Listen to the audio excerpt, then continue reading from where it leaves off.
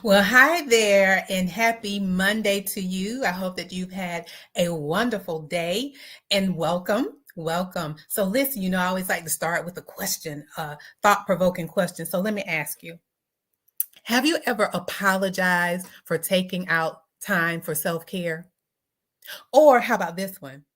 Do you push self-care to the last thing? Like okay, I got to do this, I got to help this one, got to help that one, and then you really don't have time for self-care?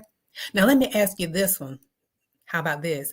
Now, I know you haven't verbalized it to anyone, but have you internally felt guilty for even thinking about putting self-care first or even practicing self-care? Any of that rings true with you?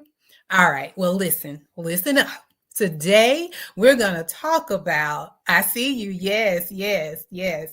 And we're going to talk about it today. How can we practice self care guilt free?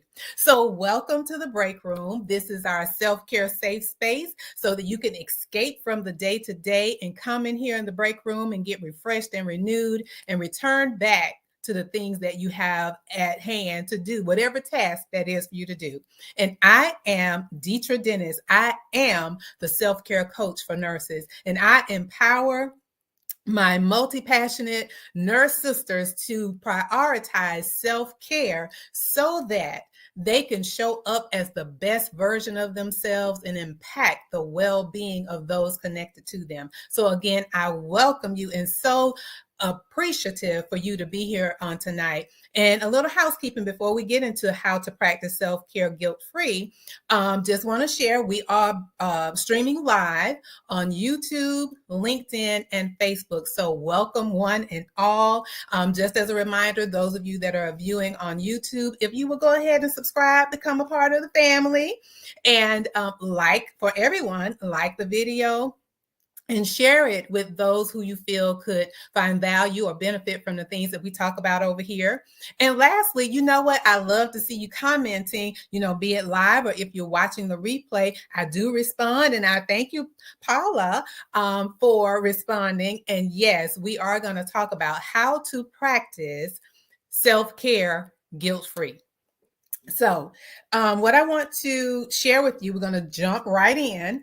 Why we're going to talk about why we feel guilty and how we can overcome that so we can truly prioritize self-care without the guilt, without the shame, and without apologizing, for practicing self-care. So the first one, I think each of us, and I'll just say, I know for me, initially, what I thought a self-care was, it was something that was indulgent, took a lot of time, maybe even took a lot of money, or that it was optional. And listen, type in the chat, yes, if you thought the same, because I did. I thought, all of those things that I mentioned, that is what I thought self-care meant. It really took a lot of time. Anyone, agree with me on that?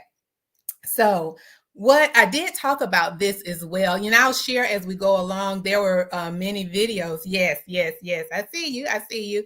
That yes, I talked about in another live stream, dispelling the 3 self-care myths. And we really really went in depth about 3 of many self-care myths. So if you're on YouTube, I will put that in the show notes, the links to all the videos that I'll mention during our time together today.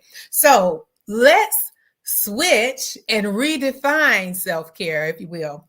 So self-care is defined as activities or practices that we engage in on a regular basis to reduce stress, maintain, and enhance our physical, mental, emotional, and spiritual well-being. Now, from what I just defined right there, now, does that sound like it's indulgent or that is optional? I think, listen, it sounds like self-care is necessary. What about you? And if it's just small things, what about this? If you take 10 minutes or maybe max 15 minutes to walk just to clear your thoughts, or taking 5 minutes of meditation, or writing in a gratitude journal, I'm trying to think of other things that I've done, or taking 3 deep breaths. That really does help settle the stress hormones, kind of help settle your nerves, if you will, taking the 3 deep breaths. Any other practices that you have done, to help with your self-care? I would love to see that in the chat as well.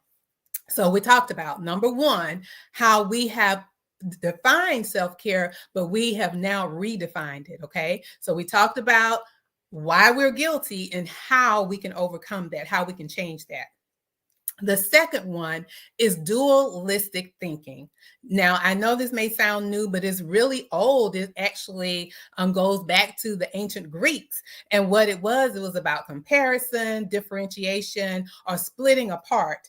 Or in essence, it's either this or that. And you all know, if you've been here anytime, you know I love music. So what came to mind to me was the song by the is the Black Sheep or Black Shepherd? I think it's Black Shepherd.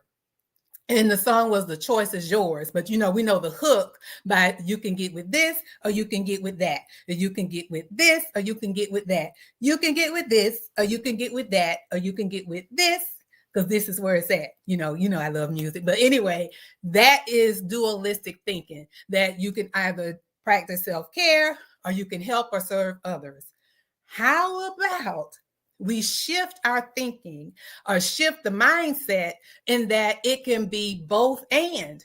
How about that? We can practice self-care and we can serve others. And when we take time for self-care, proper self-care, it enables us to serve others better, right? Because we're showing up as the best version of ourselves. And you're able to do that, be it in your career, your community, or with those with whom you're connected, your family, friends, and your faith, your church family. So that was 2. And now I do have a video on that one as well, where we talked about self-care essentials as a multi-passionate nurse. And so that is another way, switching from dualistic thinking to non-dualistic thinking, that we can do both. We can do self-care, practice self-care, and we can serve others.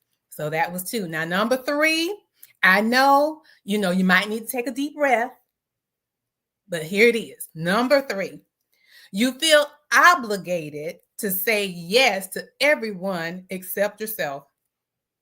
Okay, I know, but I too have been there. And many times, those of us that have a nurturing personality, this is where it comes from. Or it could be you've seen it modeled by your mother or any of the elder women in your life, that they just gave and give to others unconditionally, just giving to, they just have nothing else left to give. And so that has been modeled before us. Or even, being the superwoman or women that we are, we feel like it's up to us to help everybody else. Well, how about this? Okay, I feel you tensing up, but listen, how about it's time to say no?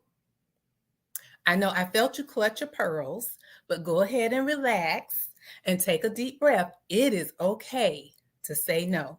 And you know what? No isn't really about saying no. It's about setting boundaries so that you can honor and uphold your well-being. Because if you're not any good, what good can you be to others?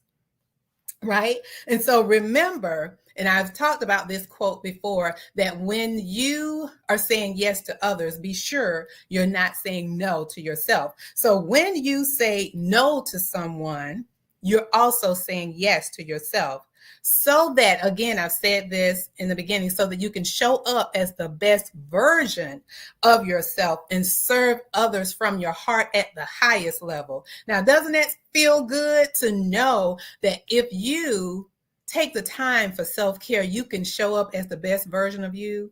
How does that make you feel? With all the things that I talked about, anything resonate with you about, kind of changing from the guilt and really practicing self-care guilt-free, following those 3 areas, just making a mindset shift or thinking of it differently, rather than defining it the old way, self-care in the old way, redefine it as something that is necessary. It's not optional. It doesn't have to take all day. It doesn't have to cost a thing. Doesn't cost a thing to go outside and walk. Doesn't cost a thing to pause for meditation.